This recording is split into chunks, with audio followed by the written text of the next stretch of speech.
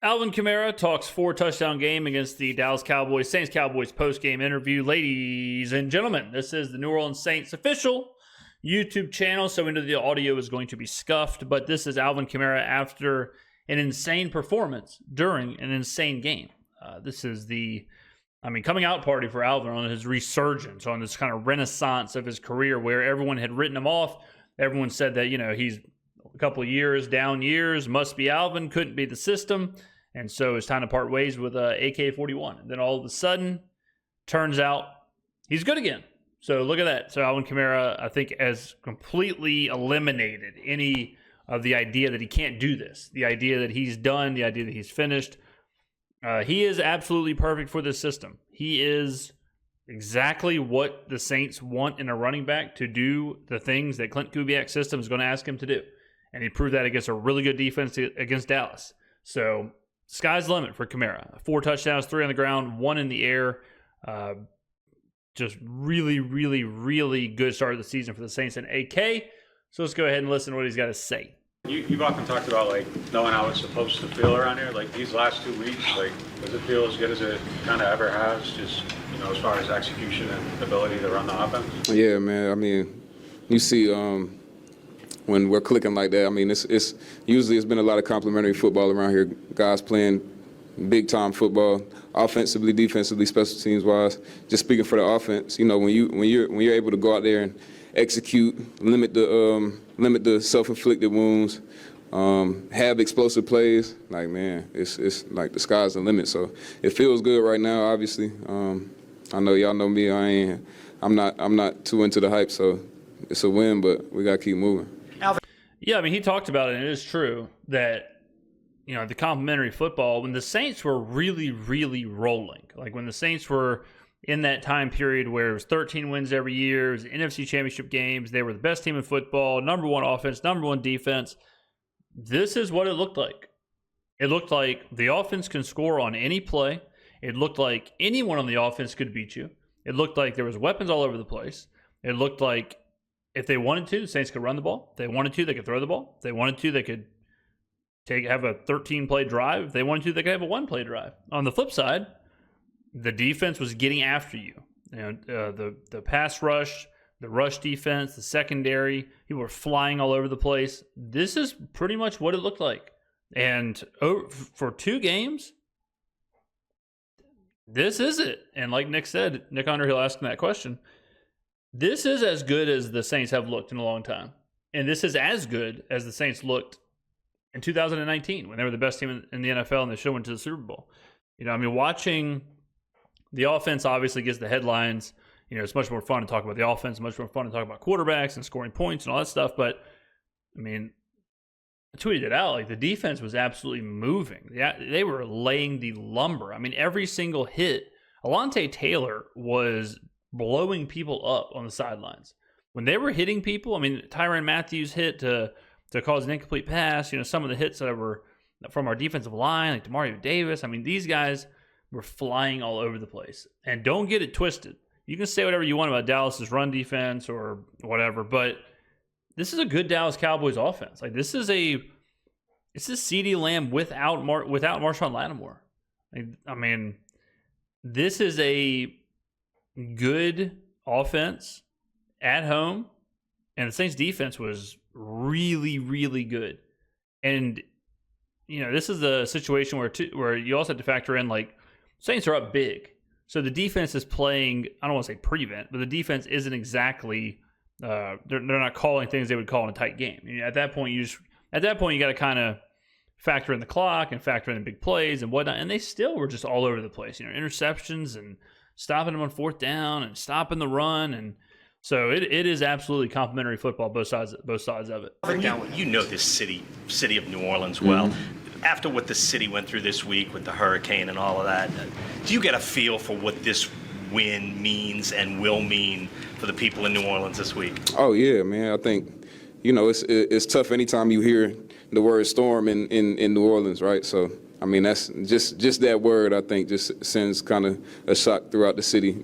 Anticipating and then going through it. So I know a lot of people kind of lost some stuff this week. Definitely feeling for them and prayers for them. But on the flip side, I know a lot of people that went through that storm and said they were still on the way to Dallas, you know. So the support from the city is amazing. Like these people, you know, they put their blood, sweat, and tears into this as much as we do. So it's definitely refreshing and just it's real dope to see, like, you know, who that nation's still in support out here, no matter what's going on, you know, back at home. So. Y'all remember before the season, we don't have to name anybody, we don't have to name drop any channels or any Saints media members or whatever. Do y'all remember before the season when they were talking about like not wanting to watch the games, not being excited for the season, not being excited for this team, not being excited to watch the product, and that it was boring and that it was a chore to watch, and that the Saints would go under their win total of 7.5, and the Saints were going nowhere fast? Y'all remember all that? Like, I have a sneaky feeling, ladies and gentlemen, that after this win against America's team, that narrative will be gone pecan. I have a sneaky feeling that everyone's going to be excited to watch this team. We went from being the quote-unquote most boring team in the NFL to we're probably the most exciting team to watch right now when you're putting up 40 points a game and you're doing it the way that Klint Kubiak is doing on offense. You know? So it's just amazing. I mean, it really is amazing, you know, how fast the narratives can change and how fast even people who quote unquote cover the team, you know, how much they seem to miss until it's right in front of their face, until it's right in front of them, how much they miss it. So it's wild stuff. But yeah, I think right now, going into week 3, the Saints have as much momentum fan base wise. Like, I mean, it has had to, I can't imagine there's anyone left after the Cowboys game that's sitting here saying like, I'm still kind of skeptical, or I don't know if Derek Carr is the guy, or I still don't know about Dennis Allen. Like, I think we're okay. You know, I think, and again, it doesn't mean we're going to win the Super Bowl, but when you see the ceiling is this high and you understand that this team can reach that ceiling any given Sunday, you got to feel pretty damn good about our chances every single week. Definitely shout out to them. Can you break down what happened on the big screen for the touchdown? You kind of break down what happened on that play. Man, Clint called it right on time. O-line did their job, and I think we just had a great play. I mean, all the way around. It felt like a practice rep. It was just a great play call. The receivers did their thing. The O-line did what they were supposed to do. It was easy for me. I ain't even have to run really. So. Do you feel like you got like more space just in this offense, like to make stuff happen? Yeah, I think I definitely think so. I think, you know, we do a good job of designing plays. I think, you know, there's not too much new under the sun. You know, football is football. A lot of these plays, the terminology is just different, right? But the way you coach it and the way you install it and the belief that you instill in your players as coaches, as Clint, JB, Foster, these guys coaching us, the way that they put this in and describe it to us and kind of we just make it come to life. I mean, but the way that they install it, I think that, you know, everybody's kind of like all aboard. I mean, Tyron said something in our captain's meeting, in our captain's dinner. He said, like, just jump off the plane. So I think we just jumping off the plane with belief that, you know, when they call something, when Clint calls something, that, you know, if we do our jobs, we do what they tell us to do, that it's gonna work out. Let me give y'all a really simple way of how, like, this new system, because you know that I've been talking about the system and the scheme for a long time now, but a really simple way of putting it is that back in the day, 10 years ago, however far you want to go back, the plan was get the ball to your playmakers and they'll make space. They'll create, right? Like that was kind of it. It was just, we have Emmitt Smith, hand the ball off to him and let him run straight, and we'll see what happens. Well, we have Danian Tomlinson. What if we just dump the ball off to him in the flats and see if he can create something? That was kind of like the idea, right? Same with even like the Randy Mosses of the world, where it was like, well, we're just going to kind of throw it up there and assume that Randy Moss is going to be able to go make space and do his thing. Terrell Owens, we're just going to kind of get it to him, hope he breaks a tackle and kind of create something. The new idea is, what if instead of waiting for the player to create space or to create separation, what if we create the separation or the space first and then allow the player to get in there? That's pretty much what it is now. Because, I mean, like Alvin said, there is so much more space in this offense, and we knew that coming in. We knew that the San Francisco, Miami, the Rams, like they all lead the league in yards after the catch, a.k.a. yak, for a reason. And it's because of this. And you watch some of the plays with Chris Olave today, or where Chris Olave is crossing across the field, he catches the ball and there's no one around him. That is by design. That is not just an accidental situation. Foster Moreau, the touchdown that got called back, there was no one around him. Alvin Kamara on the screen, he was untouched. Like, that's what this offense does, or at least what it tries to do, and it's up to the defense to stop it. And of course, it's not going to work every single play, but that is the big shift, and that's why. And it's the same with the offensive line. The offensive line, the old way of looking at it was just get him out there, get left tackle number 1 out there, and he will just go one-on-one with the defensive end, and we'll see what happens. Now it's, let's ask this guy to do what he's good at.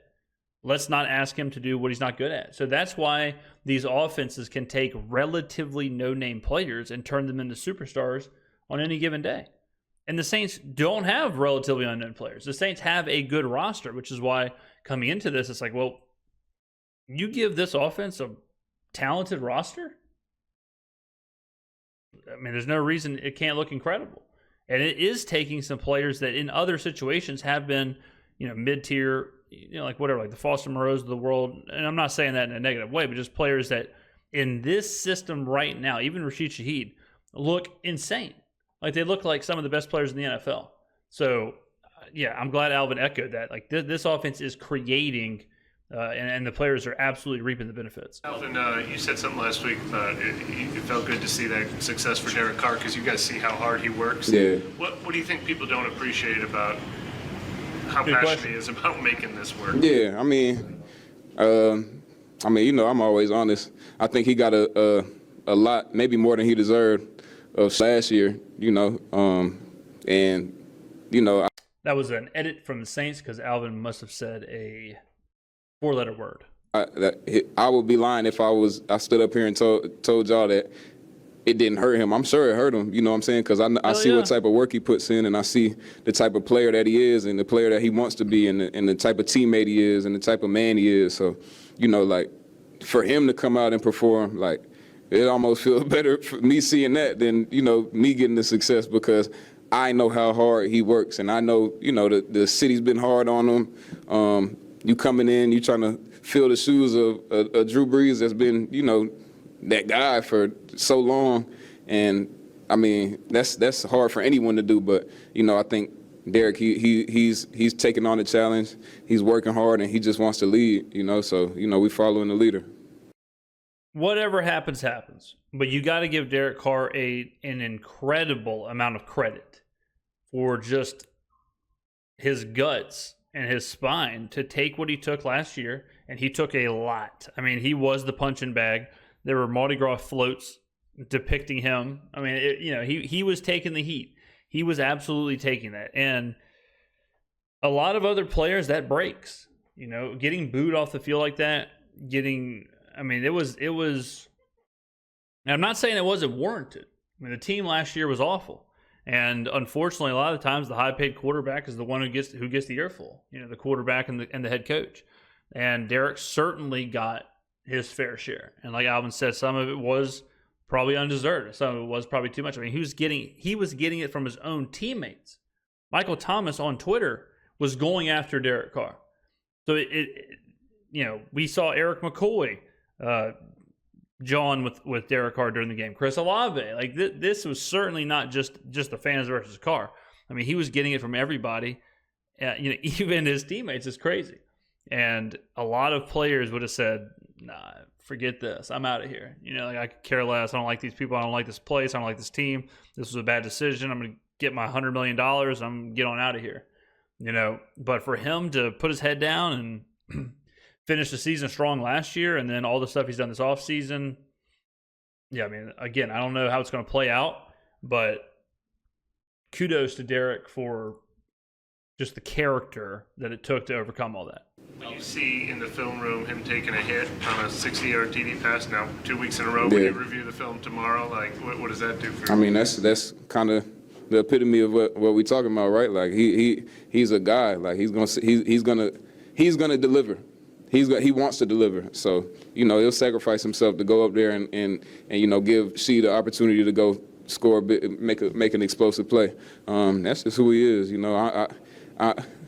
I mean, I give him his flowers, every day, but I don't want to sit up here and make it seem like he a charity case. Like, man, he's a great quarterback, So I'm happy that he's getting the opportunity to showcase that. That part's true too. That's a good point. Like at a certain, and like, he's not a charity case. He was brought in here to be the franchise quarterback. Right now, he's playing like the franchise quarterback. Yes, Alvin should give him his flowers. Yes, we should give him his flowers for sure.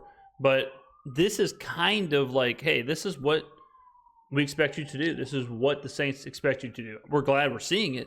We're glad it's happening. This is fun. This is an awesome ride. But yeah, I mean, Alvin's right. Like at a certain point, just like this game, it's absolutely unbelievable that we performed like we did in Dallas. But there's a long season left. And for this team, if luckily we have the leaders and the veterans who I think will do a really good job of kind of shaping this team and keeping that momentum going and keeping it to where it's not just like, okay, job's done, we're 2-0. Because Philadelphia's coming, Kansas City's coming, like Atlanta on the road. Like we got a lot of the season left. Tampa Bay just smoked Detroit. So the Saints aren't the only team that's popping off right now. They're not the only surprise story. We are validating and rewriting some of these narratives. It's like Derek Carr is rewriting this narrative that he can't deliver under pressure. And by pressure, I mean like from the defensive line or the defense. I think it was during this game, one of the touchdown passes when he was getting hit. I think it was Tom Brady on the call was even like, yep, see Derek Carr, no pressure. And he's actively getting hit. And Brady changed it and was like, well, pressure came in late. So I think there's so many narratives that are being rewritten. But like Alvin said, we do have to kind of take a step back and say, yes, good stuff, but this does need to become the standard or what we expect week in and week out. You get to see his dance.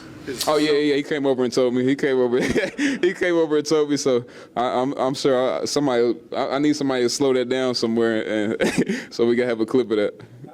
It's not supposed to be this easy. I mean, you all scored on your the first team offense, the first 15 series this season. Mm-hmm. Does it feel that good, when you're out there that you all can run and pass and, like you said, complement each other so well? Yeah, I'm telling you, I think it's just the belief that we have right now, not only in ourselves, but with Clint and like I said, JB and Foster and Clancy and these guys installing this, like they're putting us in position.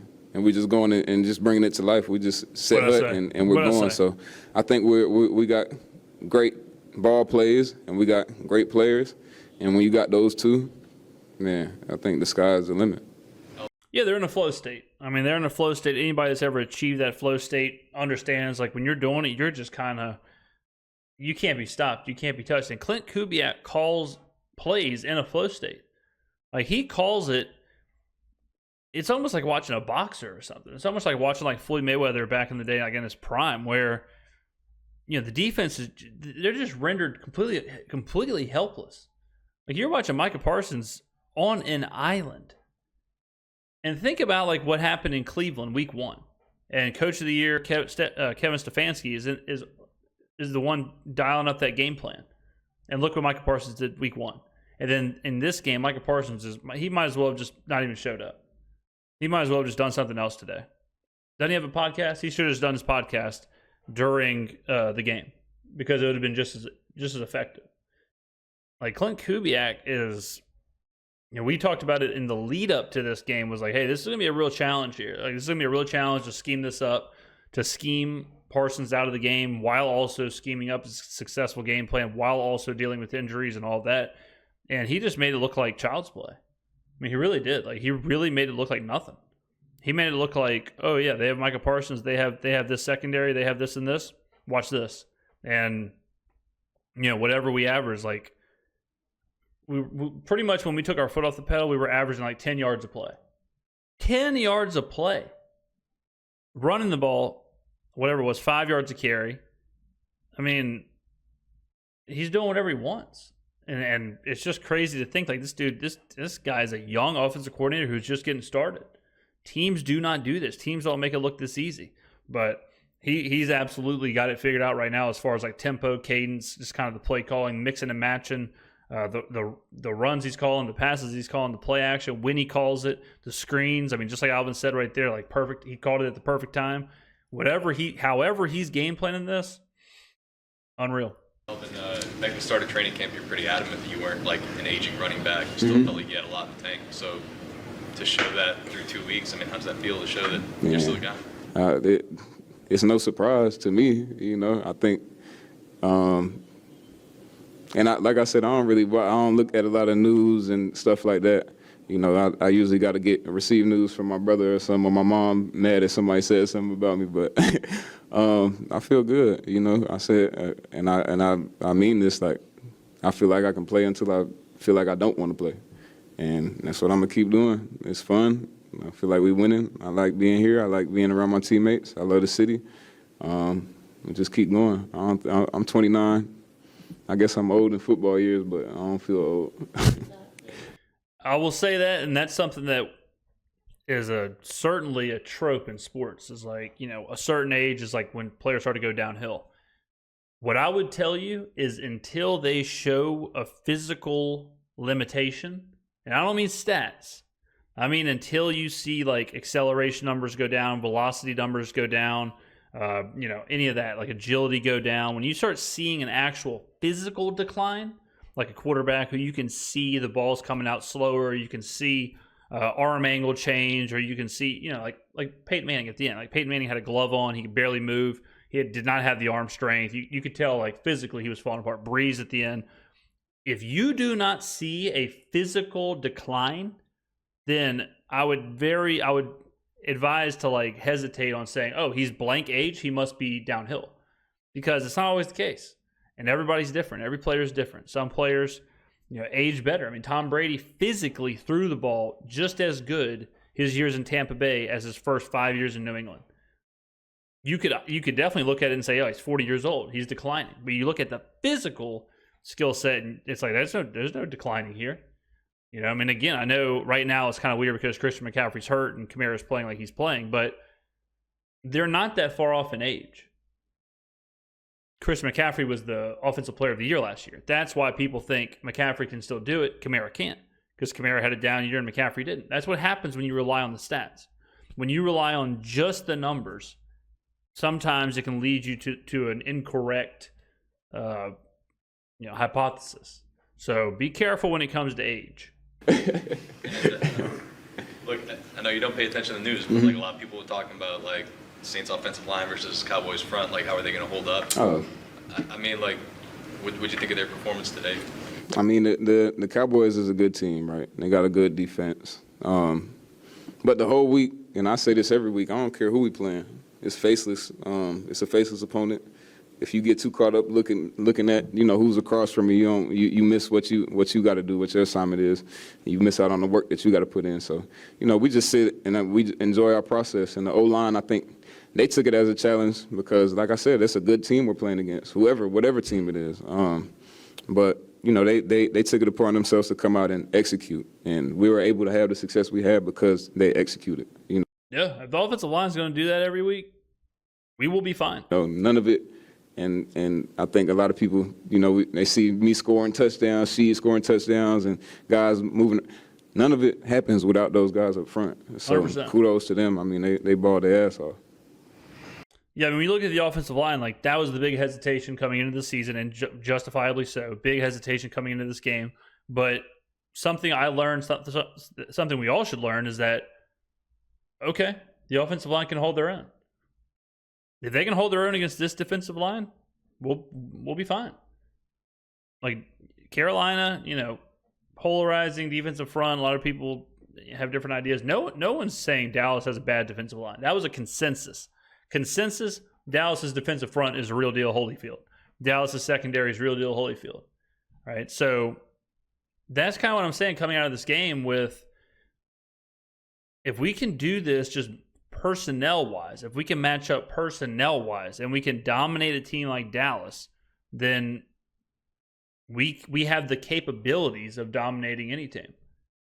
This wasn't a lucky win. This wasn't a Fugazi box score. This wasn't, oh, well, we had 3 punt return touchdowns, so that's why we won 21-20. It wasn't that. It was, we pushed them around. We won the line of scrimmage. So it's a weird paradox because you have a bunch of people now who they were picking the Saints to win 3, 4, 5, 6 games because they said, oh, the offensive line is going to be the worst offensive line in the NFL. When you take that out of the equation, when you're like, well, actually the O-line holds up pretty well. All of a sudden now it's like, well, damn, I got to throw that whole 4, 5, 6 win thing out the window. And again, if they can do this against Dallas, why wouldn't they be able to do this against other teams? So it's just crazy how the same group of people, how far they've come in 1 year. Today you had like 3rd and 4 passing downs and you're running it. Mm-hmm. What was your confidence, and you're converting it? What was your confidence getting to the edge on those plays? Oh, man, I went to Clint. I think it's just, like I said, Clint just believing in guys, and then especially, I told him, I went and thanked him on the sideline. Like, I told him, appreciate you, like, sticking with me. He like, yeah, let's go score some more. So I think it's just, an overall belief of, like, shoot, when we call a play, it's because it's going to be a positive play. Like, whatever, it's going to get more than it's designed for, but the design is already amazing. So we're just having fun. Appreciate y'all. Yeah, it's nice to not be boxed into that. And the whole, like, oh, it's first down, you got to run the football. Oh, you threw it on first down, it's an incompletion, you have to run it on second down. Oh, it's 3rd and 1, you have to run it. Oh, you're within this down and distance, you got to throw it. Like, that's over. That's all done. Like that mindset is just, it's not the NFL anymore. And you can see the teams who are stuck in it. The teams who are stuck in 1st and 10, run. 2nd and 10, incompletion on first down, run. Like 4th and 1, no matter what, we're punting or kicking the field goal. Like, those teams are just losing. Those teams are just falling behind. They are. And I'll tell you this right now, ladies and gentlemen, we were one of those teams for the last 5 years where we were falling behind because we were not innovating, we were not evolving, we were not thinking, we were not doing anything new. In fact, we were holding on to the old. We were actively trying to not think new. We were actively trying to maintain our old thought processes. And look at how much has changed by just evolving. Got to do it. You got to evolve. You got to innovate. 100%. That goes offense. That goes defense. That goes coaching. That goes front office. That goes everybody. It is not the same game. And that's why you see some people who played in the NFL come out with some of the worst takes you've ever seen in the preseason and then apologize 1 or 2 weeks later because they got it wrong. Just because you play in the NFL doesn't mean you know the NFL. Not this current NFL. It's different. It's a thinking man's game. Or thinking woman's game, thinking man's game, thinking person's game. You got to think. You got to be beyond the stats. You got to be beyond just what's in front of you. It's not as simple anymore. I mean, we talked about the position thing. Rashid Shaheed is not a running back. He's a football player. Taysom Hill is not a running back. He's a football player. He's not a tight end. He's a football player. Alvin Kamara is not a running back. Doesn't mean he's got to run the football. That is not the case. Rashid Shaheed, he can be in the backfield. He can be a wide receiver. He can run the ball while being out wide on a sweep. He can catch the ball while being in the backfield. Like, we're starting to see these really good offenses chisel away at all that. So it's fun to watch. I'm glad we're part of it. I'm glad we're part of this kind of like innovative and creative NFL. So get on down in the comments below. Good stuff from Alvin. Huge day from him today. Fantastic to see. Ladies and gentlemen, I'll see you in the next video.